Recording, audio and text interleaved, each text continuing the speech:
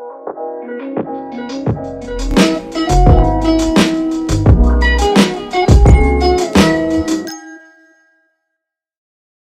back to Freedom to Learn podcast. For those who are not familiar with our podcast, you can subscribe it for a lot of future videos and also the past content. Also like the button. And today we have Nick Grundon, and who's going to be 11th grader this fall. And he's based out of California, USA. And so he's been with Silicon Valley for you for last three years roughly, or maybe a little over 3 years.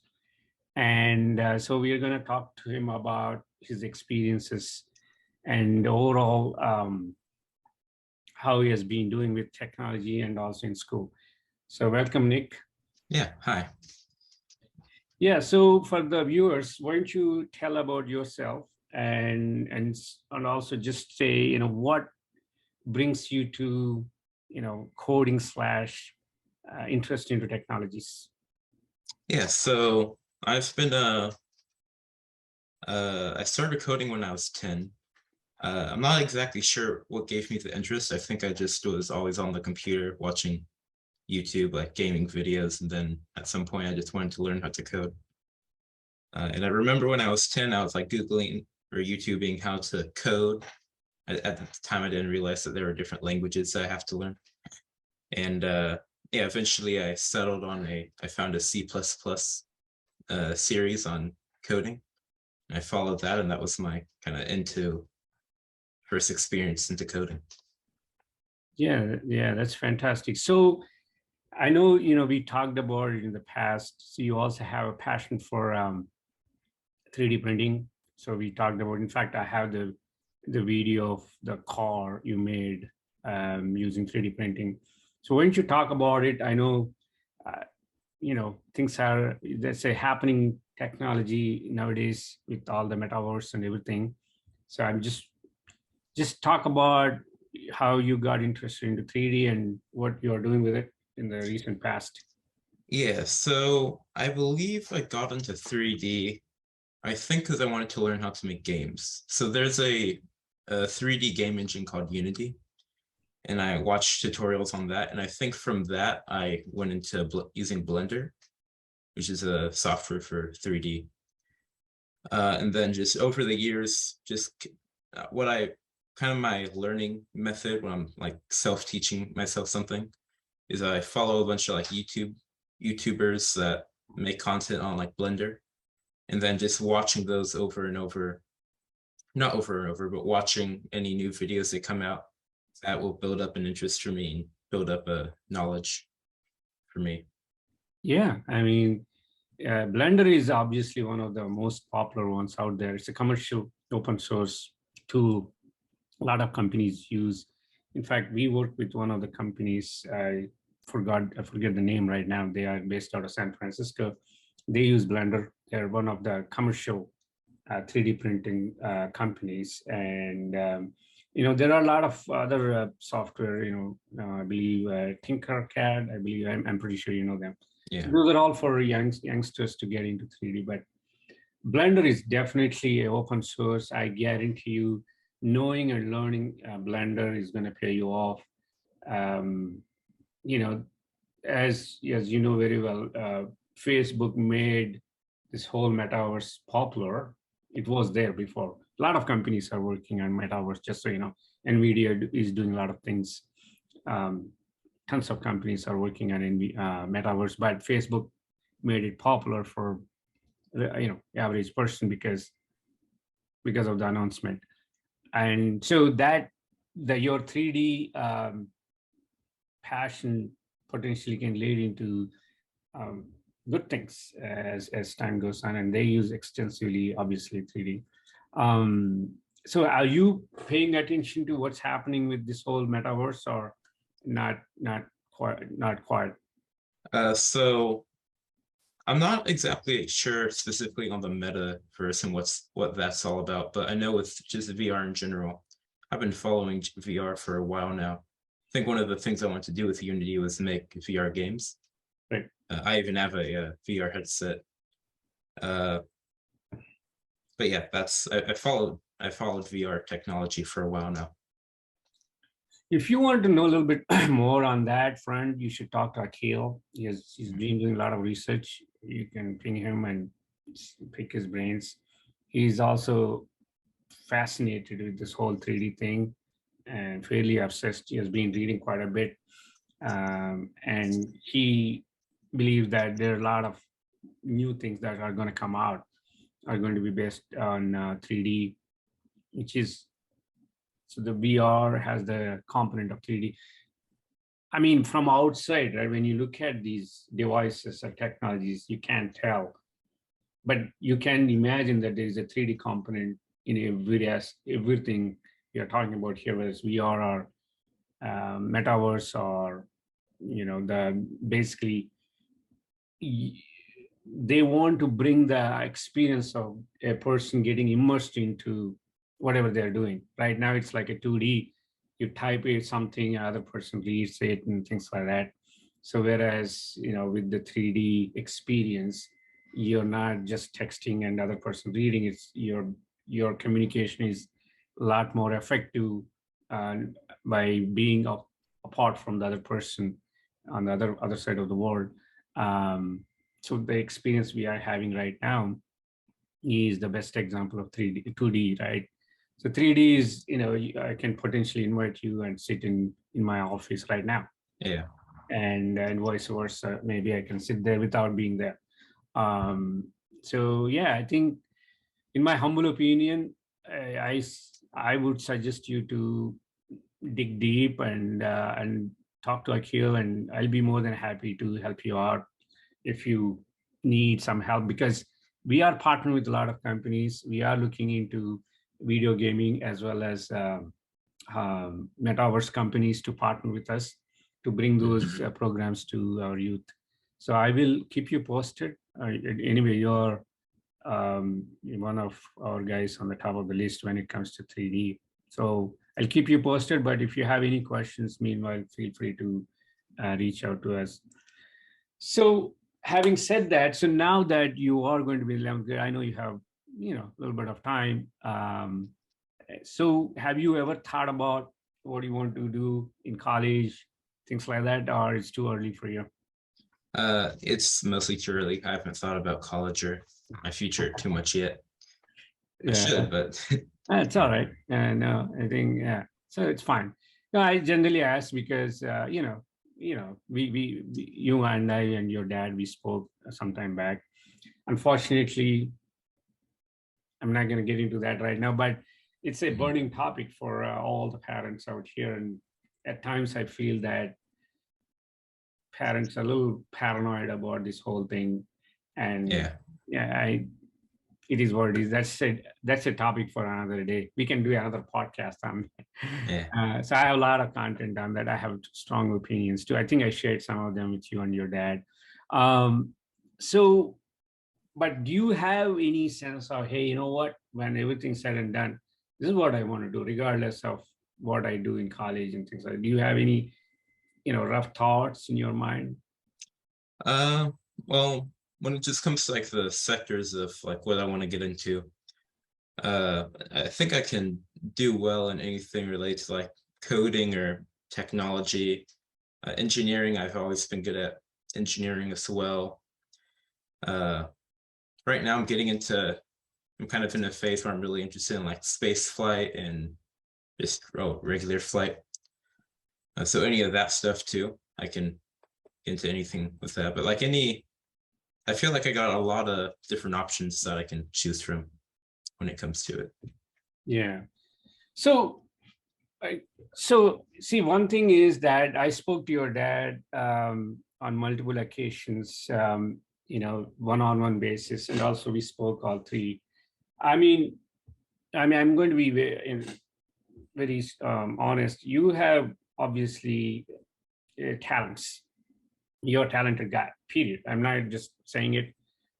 Just a fact. And the feedback we got is very good from our customer base with all the mentorship programs you're running and things like that. And also the quality of work you do is very good for for your age and the phase you're in at the moment. So with that said, you know, in order to achieve what you want on your mind, do you think current education does it help? If it Uh, helps, how? And if it doesn't, what would you like to see for your own career goals? yeah, so public education, I go to like a public school and all that. Sure. Hmm. I feel like it hasn't really done anything with my or intervened with my like coding experience at all.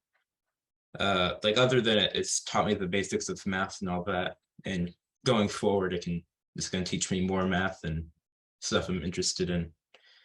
It hasn't really done anything in like when it comes to my coding, but on another, like kind of going with that, I don't think, I mean, I, I don't really know that it should, right? Because it's public education. It's supposed to give you like a general knowledge. Um,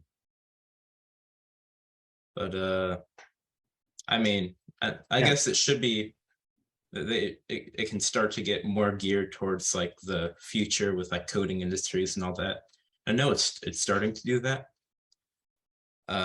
But one thing I do like about it is how in some places they're really opening up, like they're giving opportunities to students, like the access to 3D printers and all that.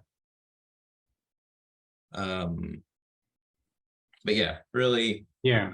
yeah, No, I hear you. So yeah, so it's a very subjective matter, and again, um, I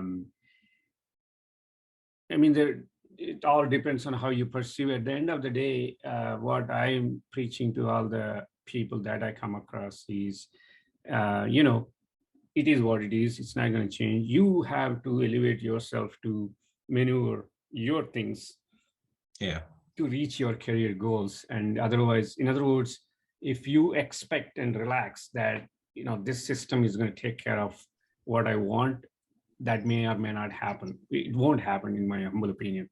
It's yeah, happened. So there is that. So the other thing is that, generally speaking, if there is a way opportunity or way or opportunity for you to bring what you want to do into your education, so that you can utilize your time a lot more effectively, and also you're going to be a lot more enthusiastic about system and going to school and whatnot. And so if there is a way for system to take your input into consideration, that would have been ideal, which is not the case in many places. And as you said, it's a public system, and they may not have the expertise to deal with the kind of things that you're looking for. So as a result, they expect you to do whatever they provide, and then we just to get through the system and get a certificate, you have to obey their rules, or not rules, I shouldn't say this, fit into their system and yeah, through it. And then so but in other words, what I'm trying to say is that, in my humble opinion, you are sort of on the right track, and you started your all the stuff early on. I spoke to another, Kish. He was our intern, and then now he's at Amazon. He just joined Amazon a month ago. He just completed his undergrad. So it's clearly, he stated very clearly that Amazon called him because he has this degree from someplace, but during the interview process, none of the courses he took from college helped. yeah, However, Amazon wouldn't have called if he didn't have that degree. That's this is possible. But everything he learned outside of college helped him to get the job. So that's the ideal. I mean, not ideal, but what I mean is that that's the classic example of what's happening nowadays. yeah, So with that, so you've been with SV for you've been mentoring a lot of students. Probably you would have mentored hundreds of students for sure, if not thousands. If you add up all the summer camps and all yeah, the all that stuff, and also you develop few projects, and then So do you have the project ready to show right now quickly, or? Yeah, I can get it loaded up. While you're loading up, why don't you talk about your experience, and then once you have the product ready, you can just showcase it. Actually, I have it Okay. hosted on a public site now. Oh, okay. So I can just look at it from there. All right. I have to I have to find the link. What was the question again? Question is, your association with Silicon Valley for you, how it has been, and how it's been useful for you, and anything that you want to talk about while you're bringing up that project. I mean, it's been it's definitely given me like, so going into coding, it always helps, well, in any industry, to get experience, and it's obviously like working for Silicon Valley for you has given me experience in coding and teaching. I got the project loaded up, so yeah, basically we have a login system, so we can either log in or we can sign up. I'll sign up real quick to show you the how that works. So you can just log in. Okay. Assuming you already signed up. Yeah. But there's a whole system where some authenticated user can come in and accept people or deny them. I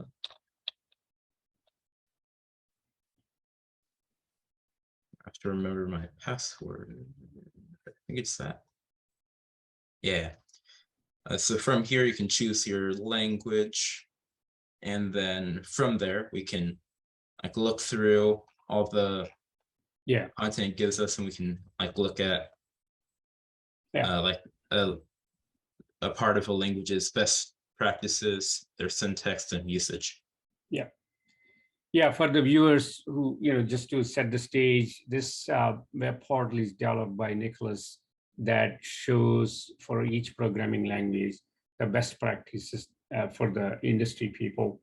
And this is like a commercial grade level best practices, whether you're doing a web solution or games or ML products or low footprint embedded devices. What are the best practices, so that it can be a sort of a manual for companies to look up to come up with the high quality code. Yeah, so yeah, this is pretty cool. I mean, the thing I like about, a couple of things, when we just talked about this project for 2 minutes, right? Roughly, maybe 5 minutes. And then the thing I like about is the cleanliness on the UI, and it's really clean, and I really like it. On the home page, maybe we need to, recategorize or not categorize, rearrange things a little bit, but for most part, it's super clean, and people can get to it fairly quickly, simple, and so why don't you talk about what tools did you use?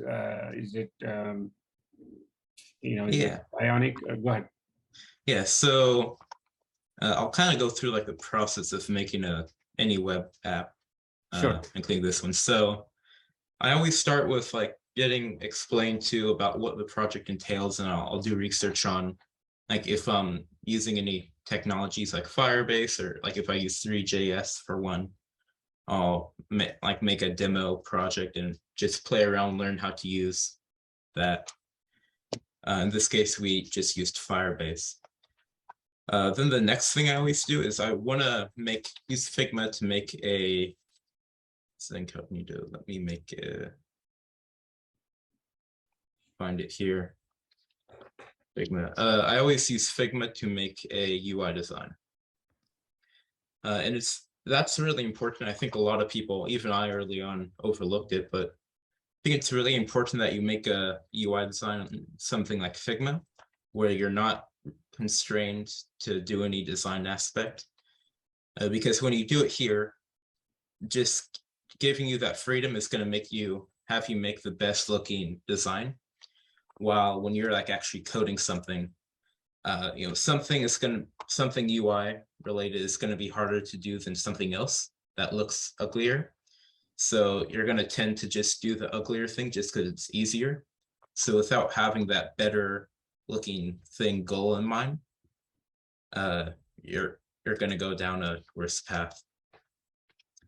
So yeah, I use Figma to design all my UIs, and that's a free tool. And then VS Code is the main editor I use. It's also free. In VS Code, the framework I'm using is Ionic, because we also want to make this in a, what's it saying? A mobile app, that's what I meant to say. So yeah, since we're trying to make this a mobile app too, we're using Ionic. If we're not trying to do a mobile app, I would just use Angular. Yeah. And yeah. Yeah, that's fantastic. So just so you know, like Ionic is one of the frameworks we train students at Silicon Valley for you. Akil is one of the experts, and I think Nikolas joined his class, and then so definitely, as you mentioned, if you want to have both mobile and web solutions, especially for all different form factors, so Ionic is the way to go. Otherwise, as you said, we can go with Angular. Yeah, this is pretty cool, and also its backend is on the Firebase, and also he's working with a team from the folks from engineering colleges from India. So, all right. So I think you can stop sharing screen now. So with that, so last question I usually ask everybody is, what is the one tech that you wish it exists today? For instance, something that you find it more useful that doesn't exist today. Anything. It can be a fantasy type thing. Yeah, there's a lot of, just to think of one, like there's this, you don't really think of them, but like there's technologies all the time that would be more helpful, just like advances in technology to make computers faster. Yeah. And all that. But I guess one thing that I would throw out is I've kind of got interested in physics simulations, just playing in Blender. Yeah. So I always imagined, what if you made this like box so that could simulate physics really quickly? So that would be I guess my answer. I presume that's possible. I'm not an expert, but yeah, but that's something it's going to happen anyway. So regardless, and that's why I kept saying that 3D has, in my humble opinion, a tremendous opportunity going forward. And by itself, it may not be there, but it's all going to be embedded into a lot of things. And so world has changed in the recent past, and everything is going to be at least hybrid, if not completely virtual. But you'll see a lot of virtual things, and you'll see a lot of hybrid things. For all you know, when you guys go to maybe not for you, maybe in 4 or 5 years, even in colleges, you probably might find a lot of things to be virtual/hybrid. In other words, you can sit in Bay Area and attend a school in London. yeah. And it's already happening, but point is that it can be a mainstream college, not just a part-time type college.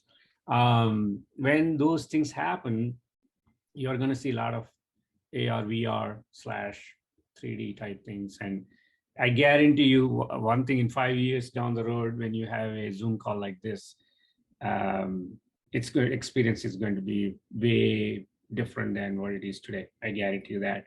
I guarantee you they're already working on it, just that we don't know. And I know that. I think they already have some versions of it. It's like VR chat, and there's like things like it already. In fact, this morning, I don't go to Facebook. I mean, I just had to post about podcast on our company page in Silicon Valley for you on Facebook. And then it asked me, do you want to post in Metaverse Studio? I did that. I couldn't tell the difference because I was just just posting text, 3, 4 lines. I wasn't doing anything fancy. I just clicked on it. You just post text. I don't know what happened, but point is that it's already asking those questions. That meaning in few months there's a good chance that we can post 3D messages, I guess. I don't know, whatever that means. I know. So I just did this morning. I didn't have much time to pursue any further. All right. So with that, thank you very much. I really appreciate. And as I said before, keep up the good work. And I think it's going to pay off in a big way. So we will have more projects for you, obviously. And so this is one project. In fact, I'll be talking to you more about this particular project also. I think we are close to be completion, but we need a few more things to be done. And we have other projects waiting on. So anyway, thanks again for all the viewers. Please share and subscribe to this channel for a future podcasts. And these are going to be a series of podcasts. It's the first one with Nick Grundon, and we hope to see you again very soon. Yeah, thank you.